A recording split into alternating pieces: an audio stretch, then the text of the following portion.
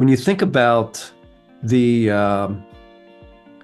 why, especially this next generation, why they come to work, it's not necessarily just about the paycheck or building their retirement or the benefits. They want to know, what's the purpose? Why am I doing what I'm doing? And I think having the purpose behind that, knowing and understanding 90% of every dollar is going into, build the equity in that company, which is 90% owned by charity. So having that, building that, the purpose and the why for your team, I think is really important.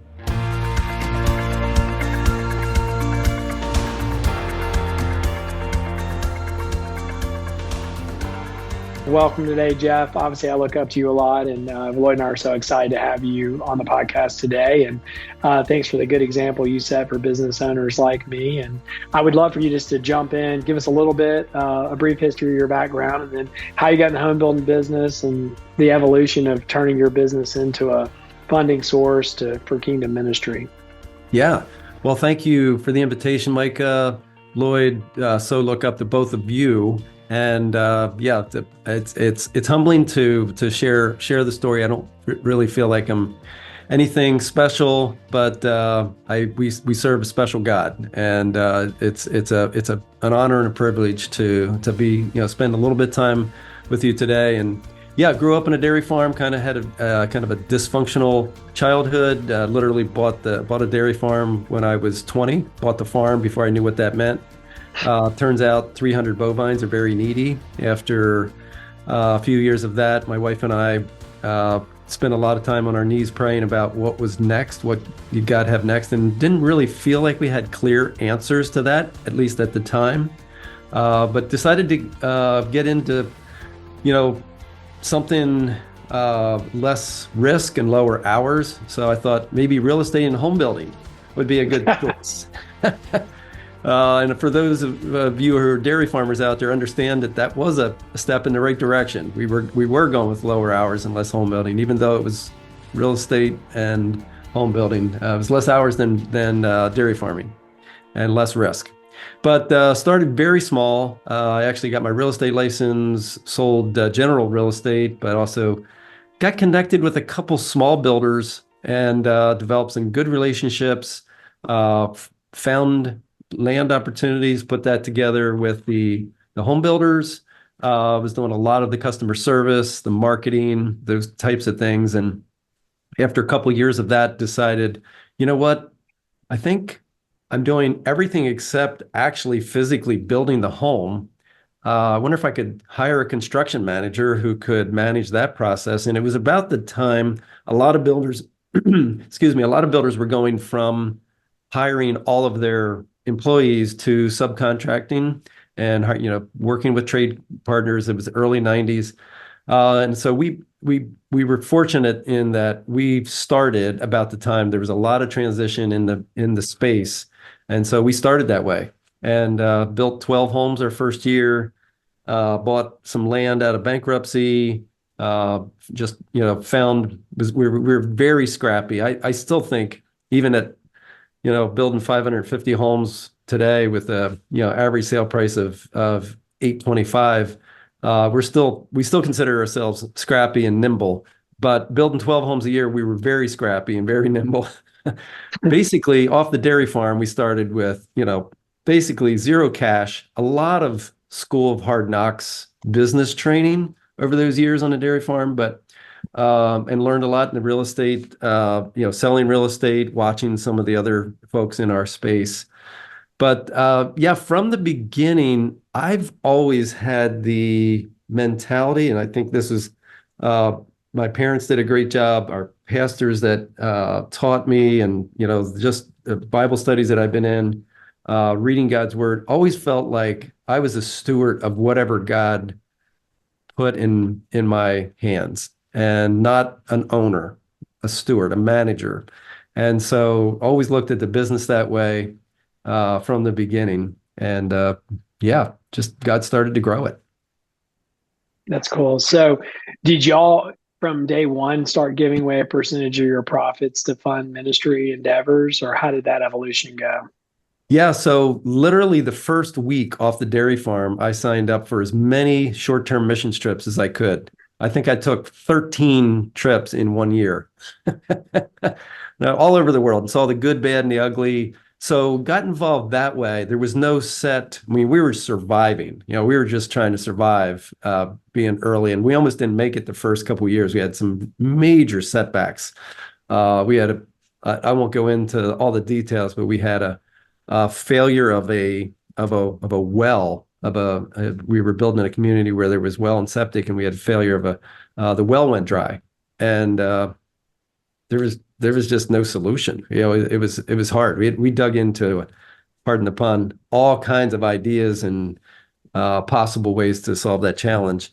But there was no set percentage, but we were always looking for ways to just be really radical in giving to missions. And I've always had a heart for outreach and missions. And so we were involved in a lot of different types of things around the world, and some locally, through Habitat, but no real structure those first few years. It was just more of an attitude of, trying to focus on profit with the idea of purpose in mind, but it wasn't quite as organized and well thought out as it is today. It was similar direction, but not quite as refined, I would say. Did you meet someone along the way that kind of like helped you be like, okay, I'm going to formalize this? Or like, did you have a moment in time where you're like, here's what we're going to start doing and with our profits? Well, when it really came into focus, it was in 1997 when we started Hope International. Through our church, we had spent quite a bit of time taking trips to Zaporozhye, Ukraine, which is right in the middle of the war right now. That is literally the front line between Ukraine and Russia. It's right where the nuclear plant is. We spent a lot of time there. 5 years in a row, we spent a lot of time there and sent 5 years worth of containers of food and medical supplies. What we didn't realize was that we had good intentions, but inadvertently we're creating a series of as Robert Lupton talks about in his book, Toxic Charity, a series of that downward spiral of toxic charity, where that first year there was appreciation, then second year, anticipation, then expectation, then entitlement, and then dependency. And the pastor Leonid Petrenko, sat across the table from me and said, "Jeff, your helping is hurting." And I remember that one comment shifted our whole approach. And we started lending very small loans, starting as low as $20 to the families we were serving, and started empowering them financially, spiritually, personally, and socially to become pillars in their own communities. And that was the beginning of Hope International. Can you talk more about why he said that the helping was hurting? Yeah, so it was they were receiving, and they really wanted to be. And I believe if you read Tim Keller's Every Good Endeavor, that work is a form of worship, and God designed us to work, and God designed us to use the gifts that He put in our hands to leverage those gifts and to look for ways to honor Him through them. There are some times when we have to receive gifts and receive help from others, and I'm not not arguing against that. But if that happens on a continual basis, I think Robert Lupton talks about, I think it's in his book Toxic Charity, where he talks about the worst thing that you can do for someone is that which they could do for themselves.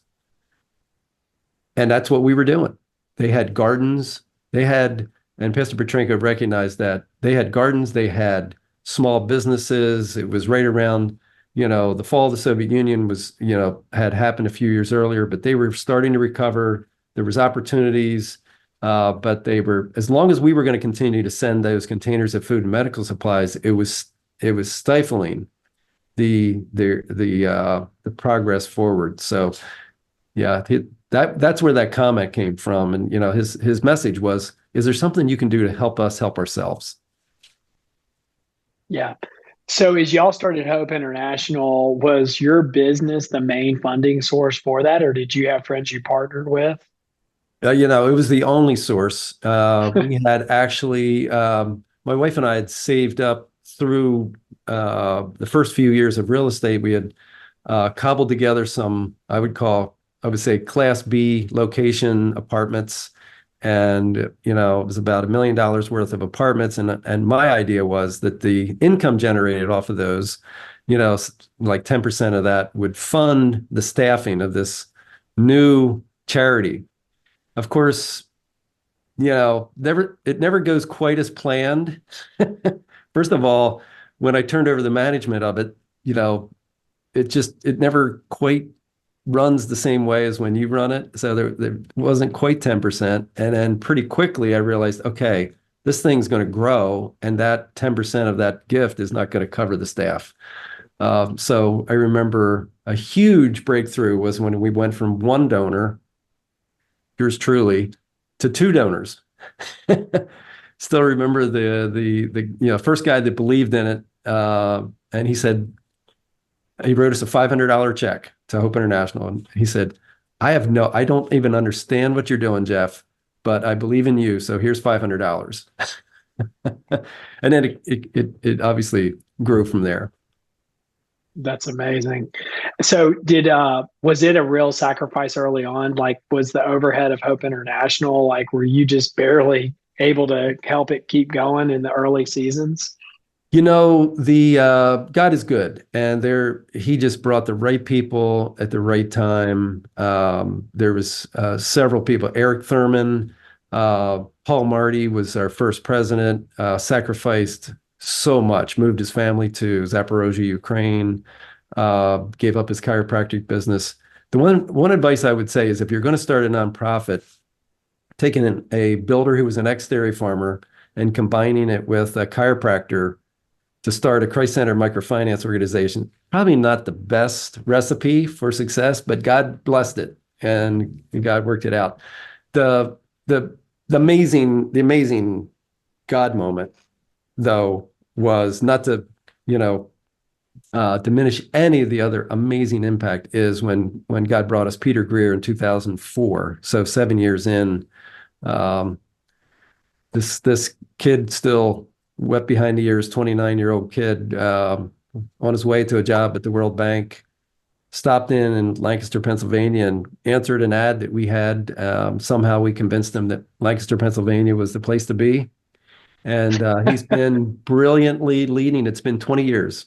He's been brilliantly leading Hope ever since. He's written 16 books, including Mission Drift and Rooting for Rivals. He just wrote a book, Lead with Prayer. Would encourage you to put that in the show notes. Amazing leader. But even early on, even at that point, we were still scrappy and nimble and just trying to figure it out. But God brought amazing partners through the years on both funding sources and technical resources in the field, partners on the ground that really knew what they were doing, that we believe firmly in. We just don't know what we don't know. So implementing Christ-centered microfinance and Christ-centered saving services in places like Mamba, Zambia, and Zaporozhye, Ukraine, you need expertise on the ground. Someone who's smart, as they say, head of a banker, heart of a pastor, and the soul of a missionary, who can really speak the dialect and understands who to trust on the ground. Jeff, come back just a step to you and your wife deciding that even though it's a hard business building homes and cyclical and there's risk involved and you got personal guarantees for, lots and for materials, and you're waiting for takeout financing or waiting for people to buy it, that you could risk both time, attention, and some money and redeploy it. So take us inside those conversations, because not all home builders turn their heart to other parts of the world where people are suffering. and it doesn't just come upon you all of a sudden. So how can we learn? It's like that story of this 100x soil, right? Where you cultivate a noble and good heart first, and then you hear the Lord, and then you have this courage to act. So take us inside that. What was that like? Yeah. I think part of it is we just didn't know what we didn't know. And it's probably good. It's probably good we didn't, we didn't even know that we didn't know what we didn't know. But God had a plan, and we just put one step in front of the other. Um, I've always been a person that takes, I feel like, calculated risk. Some people think it's not enough. Some people think it's too much. But I think there's always a need for some risk. And Lloyd, your point about, yeah, we had a lot of personal guarantees out there on a lot of projects, and I could have easily justified, you know what, let's let somebody else go solve the world's problems. We have plenty of risk here in front of us. Let's take care of that. Plus, we had three children that were, at 1997, they would have been, like 5, 8, and 11. So very active, coaching baseball. We had a lot going on. But you know what? God really blessed at that time, and this would be my encouragement to others in this season. We didn't know what we didn't know as far as all the challenges that were ahead of us, both in the business. We didn't know '08 was going to happen. We didn't know that, years later, the world would be shut down. All of our fringe programs around the world would be shut down with COVID. We didn't know all of those things. But the other thing we didn't know was that God was going to use this to shape the souls of our kids. And it was like it just happened naturally because they just went with us everywhere we went. And it was just like a natural, instead of going to Disney, we were going to, Dominican Republic or DRC. Instead of going to Six Flags, we were going to Rwanda. And it wasn't about even traveling to those places. It was getting to know other kids their age that were going through similar life advancement, like growing up, but in a totally different context. And it was just a beautiful thing that, looking back on it years later, I was like, God used that. The other thing, just, I mentioned earlier that we prayed when we got off. Remember, my wife and I spending a lot of time praying about God's direction. And we really felt like God wasn't answering our prayers the way we thought they should be answered. But it was probably 15, 16 years later, after hope started to grow, Keystone was doing well. I remember thinking one day, that was what what had in mind. We didn't hear the answer then, but we heard it 17 years later. And it's just a good reminder. Sometimes it takes time. I still would like my answers to prayer in like 17 minutes, not 17 years, but yeah. We need to get better at it. I've got some answers I need right about now. So, Jeff, we went through that same surprising journey, right? During those same years of taking our kids around the world when we made a transition, and it's been the biggest blessing. It's the unintended consequence. Nowhere do our kids learn to hear the voice of God and follow. They learn by watching us. And I've talked to I've had the privilege of spending time with each of your kids. And maybe the other point that's interesting is that, we talked about compounding return on life. Elisa shared a picture the other day that you and I chuckled at, of your kids in Africa. And I think it was Africa. And the funniest story she shared was her daughter, who's a little blonde girl, walking down a dirt path, holding hands with this little African girl. And she's telling about, this is her friend, and yada, yada, yada. And then how she describes it. So talk about that. That was just so priceless. Can I share my screen? Yeah. Or will that not show up that probably won't show up in the podcast, but I would like to, I'll send it to you. But just to describe it. So she's walking down hand in hand and with Joyce from Zambia. And she says, when she describes the picture to us, she says, "This is my new friend Joyce. She's also 3. By the way, I'm the one on the right."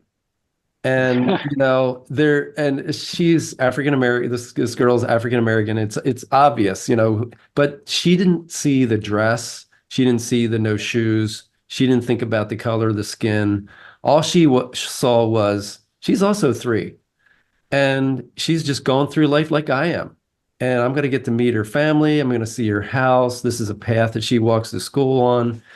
And it was a beautiful picture of seeing the world through a child's eyes. It was also a beautiful picture of just partnership of we are not the savior that's going to come in and save, these folks in Zambia. It's a partnership. It's Joyce's family partnering with our families and using the gifts that God gave each of us to honor him. And Jeff, there's this interesting scale difference and dichotomy that happens in a life like yours when you free up your time and resources to the Lord and he compounds it, and yet you're keeping your family grounded. So I think about you guys mowing your own lawn, right? The kids learning, doing things around, the grandkids doing their own stuff and working. At the same time, understanding how capitalism works, and you got to have a beautiful showroom if you're going to sell houses, and you got to deliver on the house, and it has to be professional. At the same time, not get sucked in to that in our culture, when your wealth goes up, your lifestyle goes up.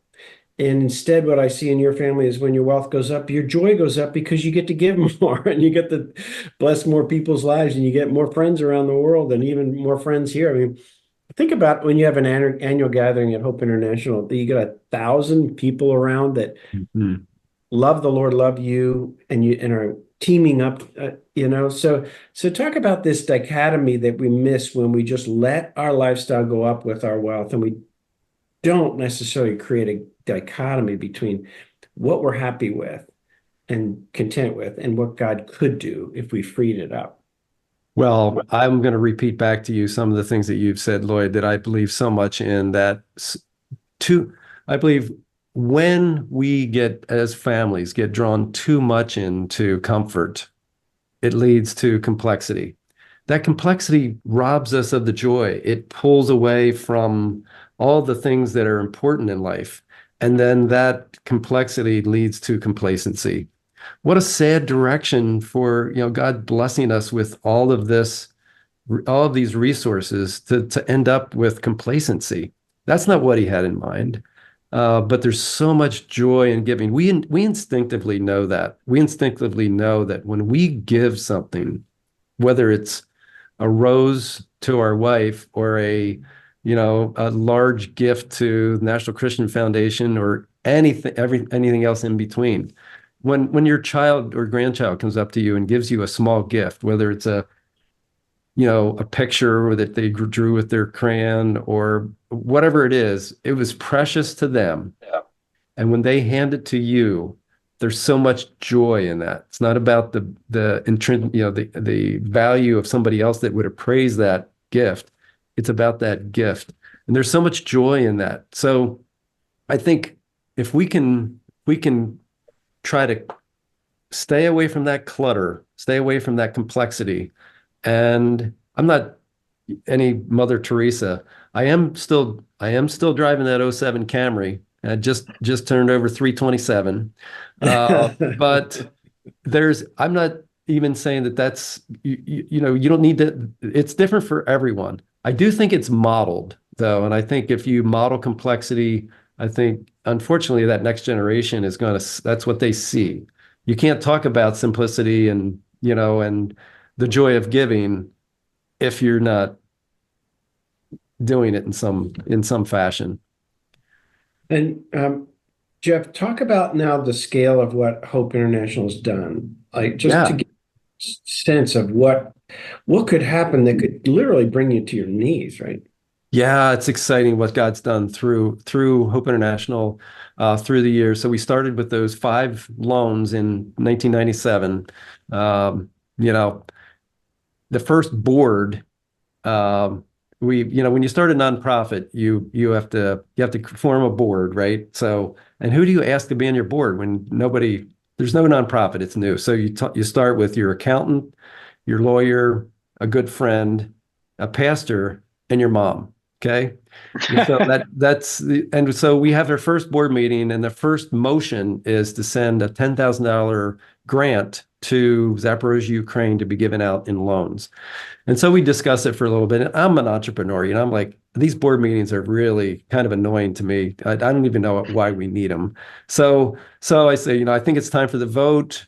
So I present the motion, and they all vote no.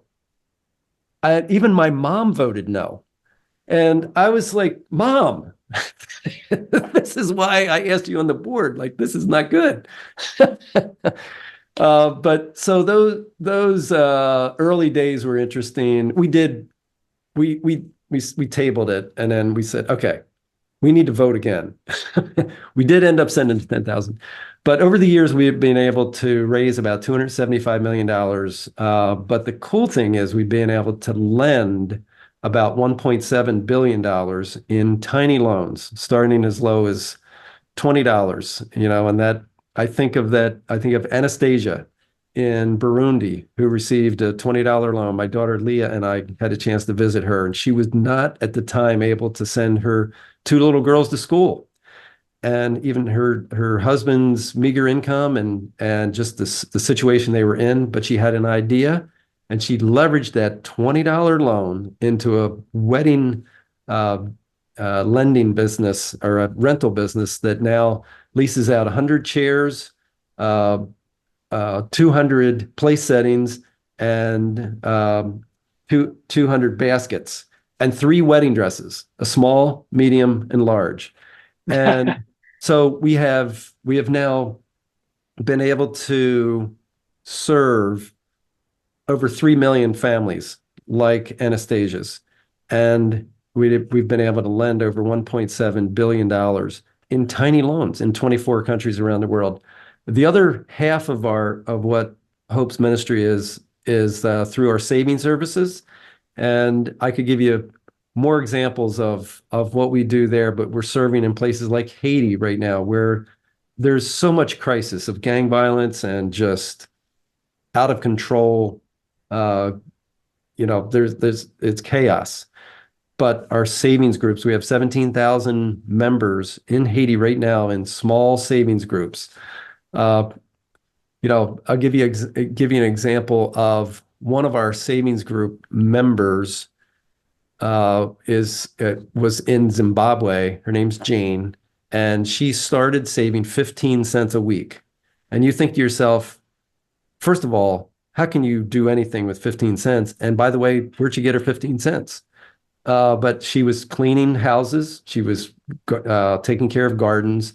She was able to save with this savings group. And we have the 5W model: the welcome, worship, word, work, and wrap up. And she was meeting together, praying together with the other folks in her savings group. And eventually she saved $20 over a period of many months. And then she loaned from the rest of the group $60, so that she put together a total of $80. So her 20 plus $60. And she bought 100 week-old peeps, like baby chicks. And she started a chicken business. And she was very successful. Over a couple of years, she was very successful with that business. We visited her in January, and the Christmas, like the December before, she had delivered to 13 widows in her village, each a bar of soap, which is a huge luxury item. So, Lloyd, you wrote the book, Success to Significance. Jane went from survival to success to significance. And I just think that's a beautiful picture of how God can use Jane's gifts and help her to grow spiritually in the process, solidarity with the group, her neighbors, and go from survival all the way through significance. So that's, to me, the story of hope is embodied in the individual families that we are serving, and also the leadership on the ground, the head of a banker, heart of a pastor, and the soul of a missionary that's delivering that indigenously and locally. Jeff, can you talk? It's so interesting what you guys did, your family did with your business and gifting. Can you talk about the process with NCF, about how y'all, I believe I remember you gave a portion away and then now you've given almost all of it away, but can you talk about that process and how y'all decided to do that? Yeah. Yeah. So started our company in 1992, grew it.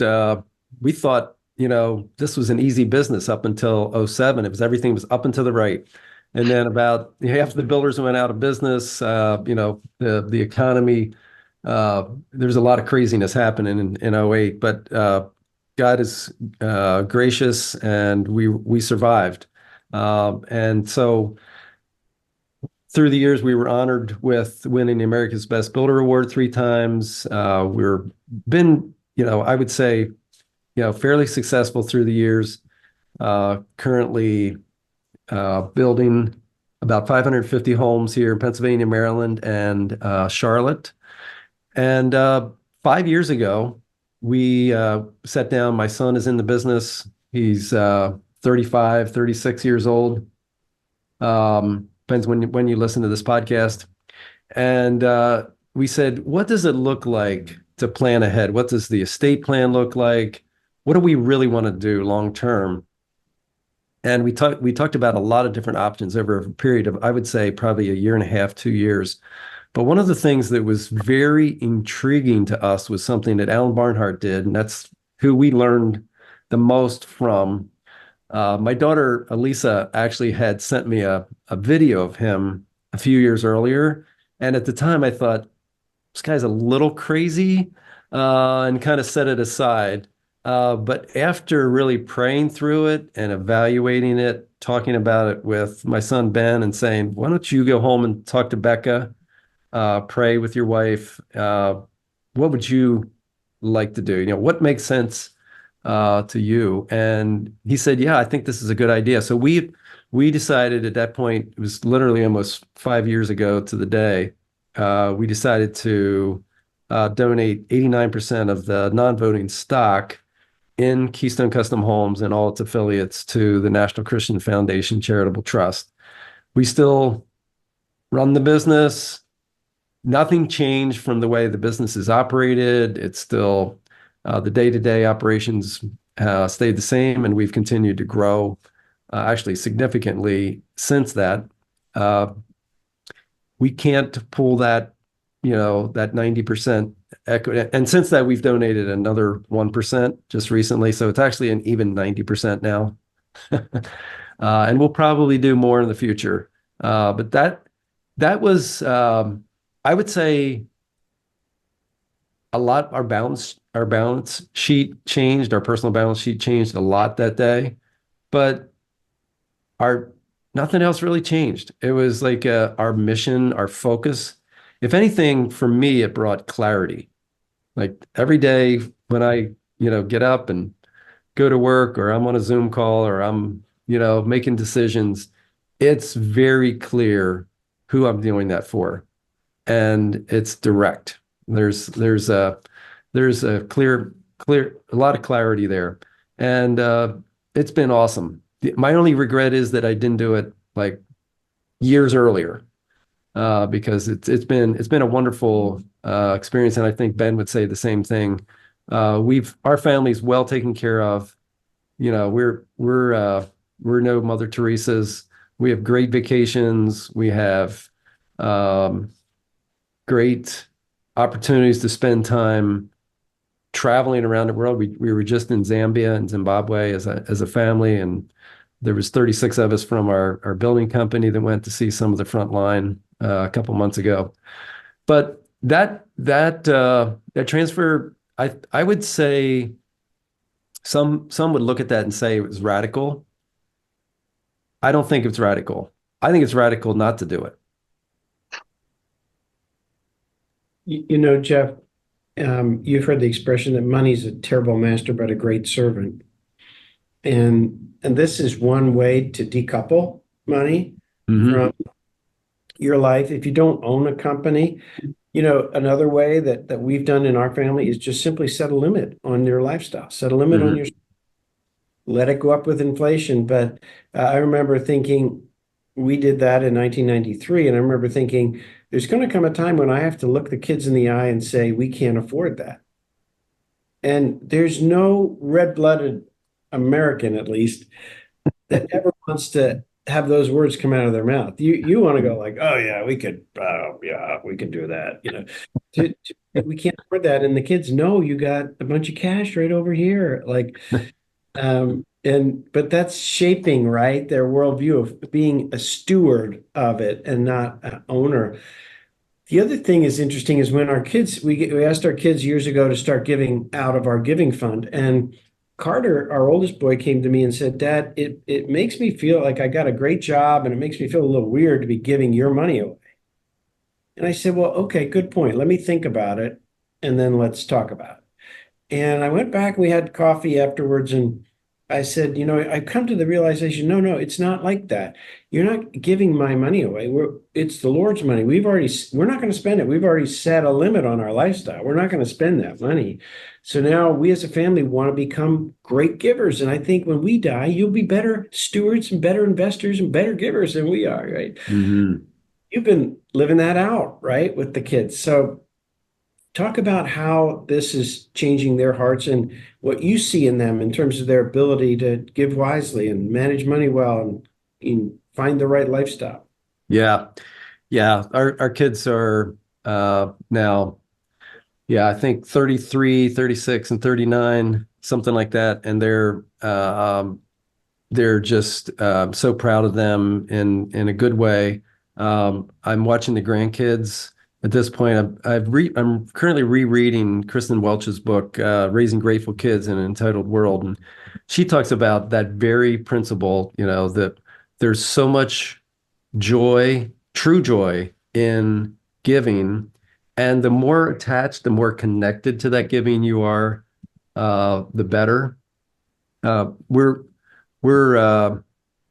yeah, just walking through that process and watching our kids now develop those attitudes and those principles in the grandkids is, I think it's important. I think it's good for them to make some sacrifices and to know that this is something that I work for.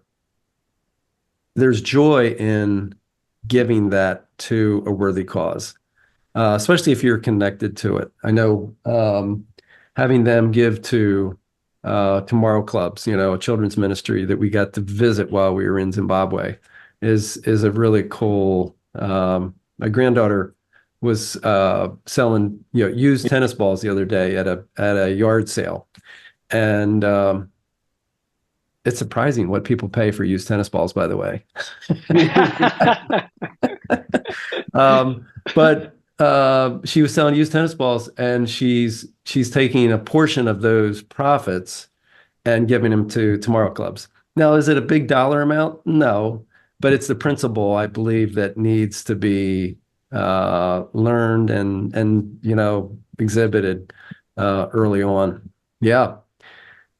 Yeah, I mean, There's one technical thing I think that just spend just a minute on, and the way what you've learned in analyzing all of the best practices around giving is that you're able to give a lot more by giving the company away like this, and for a yes, bunch of reasons, tax being one of them.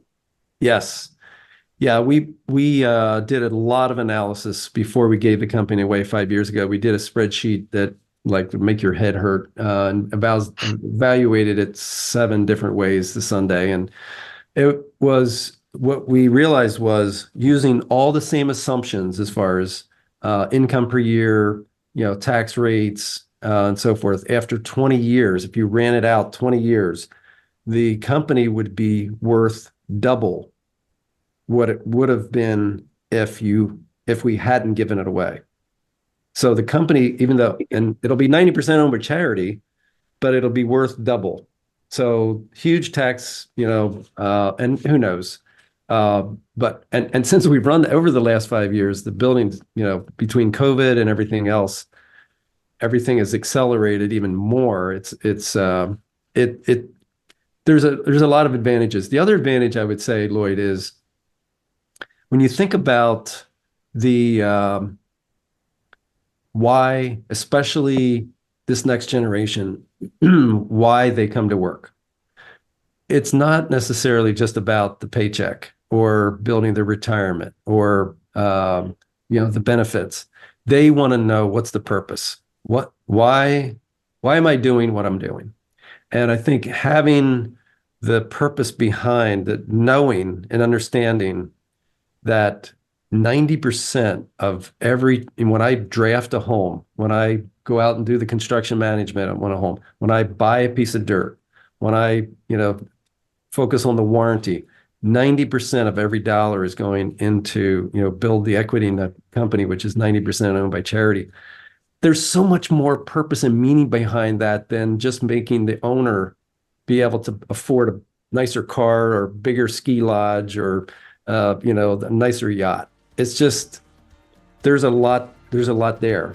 So having that, building that, the purpose and the why for your team, I think is really important.